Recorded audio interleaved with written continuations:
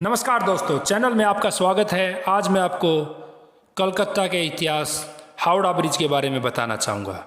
कलकत्ता का इतिहास काफ़ी पुराना व रोचक तथ्यों से भरा पड़ा हुआ है।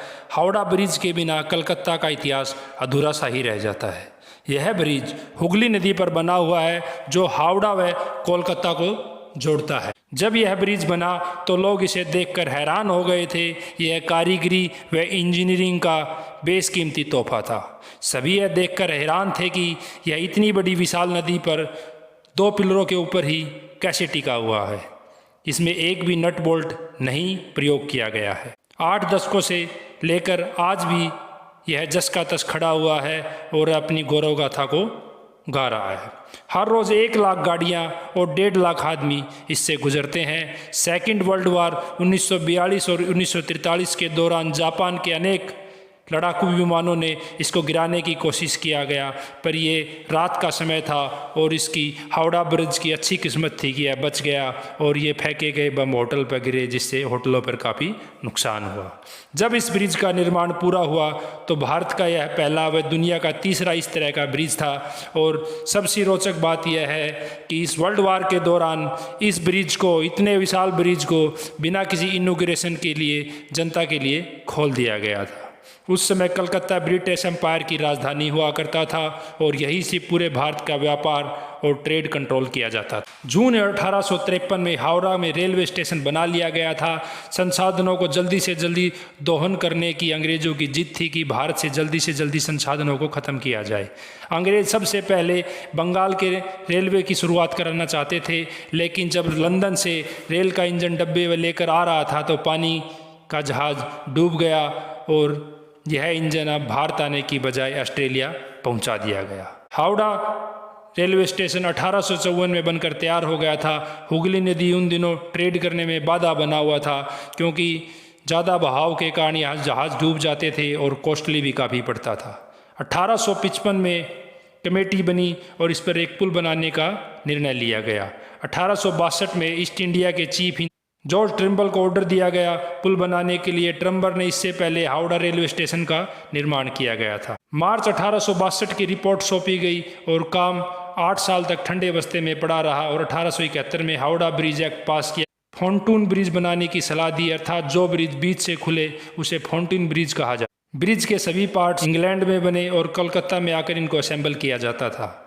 20 मार्च 1874 में भयंकर तूफान आया और ब्रिज को काफ़ी नुकसान हुआ और काफ़ी चुनौतियां पार करने के बाद 1874 में ब्रिज तैयार हुआ, जिसको 3 साल बनाने में लगे थे और जिसमें 22 लाख का खर्च आया था। यह फाउंटेन ब्रिज 1528 फीट लंबा, 62 फीट चौड़ा था और आम लोगों के लिए इस पे फुटपाथ 7 फीट का रास्ता बनाया गया था। फंटून ब्रिज पर लंबा जाम बैलगाड़ियाँ घंटों पर खड़ी रहती थी और जिसकी इसकी क्षमता घट रही थी। 1905 में लोड ज़्यादा होने के कारण ब्रिटिश गवर्नमेंट ने इसका टेक्निकल इंस्पेक्शन करवाया और रिपोर्ट में इसकी खराब स्थिति का पता चला। अंदाज करते हुए इस पर लोड चलता रहा। रिपोर्ट में फिर न्यू ब्रिज को प्रस्ताव पास हुआ और इसमें 6 तरीकों को ब्रिज बनाने के आइडिया दिए गए, जिसमें फ्लोटिंग ब्रिज को पास किया गया और 23 कंपनियों को टेंडर दिया गया था, जिसमें जिसका टेंडर पसंद आएगा उसको 3000 पाउंड का इनाम भी मिलना था। भंग इसी ड्यूरेशन में हुआ और बंगाल में दंगे हुए और राजधानी चेंज होकर दिल्ली चली गई और 1971 में पुराने ब्रिज की ही मरम्मत किया गया और इसी से काम चलाना प्रारंभ किया गया। 1921 में न्यू ब्रिज आनंद मुखर्जी को इसको बनाने का काम दिया गया और 1 साल में उन्होंने रिपोर्ट सौंपी और 1929 में कैंटिलीवर और फ्लोटिंग ब्रिज का आइडिया दिया गया। 1935 आ गया, धीरे धीरे ब्रिटिश कंपनी को यह दोबारा निर्माण करने के लिए सौंपा गया और 1936 में काम शुरू किया गया और ब्रिटिश कंपनी ने 1942 में इस पुल को पूरी तरह से बना दिया गया। ब्रिज की फाउंडेशन को तैयार करने में 2 साल लगे। इसमें काफ़ी गाद निकाली गई और 26,500 टन स्टील का सामान इसमें लगना तय था और सेकंड वर्ल्ड वार के कारण ब्रिटेन सिर्फ 3,000 टन सप्लाई ही कर पाया, बाकी सारा टाटा कंपनी ने प्रोवाइड कराया, जिसमें 2.5 करोड़ का खर्च आया था। 2313 फीट इसकी लंबाई थी, ऊंचाई 269 फीट थी, सड़क की चौड़ाई 71 फीट थी और इस पे 15-15 फुट के चौड़े दोनों तरफ फुटपाथ बनाए गए थे। इसमें एक भी नट बोल्ट का इस्तेमाल नहीं किया गया, सारी की सारी मेटल की रिविट लगी हुई हैं। इसका पूरा वजन 280 फीट ऊंचे 2 पिलरों पर बियर कर रहा है और इस पुल को गेटवे ऑफ कलकत्ता के नाम से भी जाना जाने लगा था। सेकेंड वर्ल्ड वॉर के कारण इसका इनॉग्रेशन नहीं हो पाया और पब्लिक के लिए इसे खोल दिया गया। 20 दिसंबर 1942 की रात को इस पर जापानी विमानों ने अटैक किया, पर यह किस्मत से बच गया। 1965 में हावड़ा ब्रिज का नाम बदलकर रविंद्रनाथ सेतु रखा गया। अभी डैमेज होने लगा है और रस्ट लगने लगा है, स्टार्ट हो गया है। 2005 में एक कार्गो शिप इस ब्रिज से टकरा गया, जिससे काफ़ी नुकसान हुआ और इसको रिपेयर करने के लिए इसमें 8 टन स्टील को दोबारा लगाया गया, जिससे यह रिपेयर हुआ।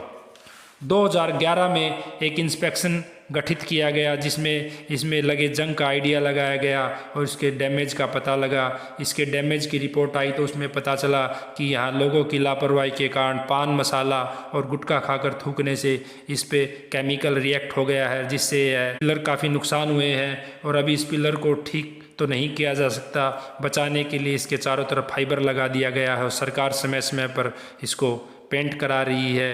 यह एक गौरवमय इतिहास है जो काफ़ी दशकों से खड़ा हुआ है। इसका हमें ध्यान रखना चाहिए। वीडियो अच्छा लगे तो लाइक और सब्सक्राइब करें। Thank you.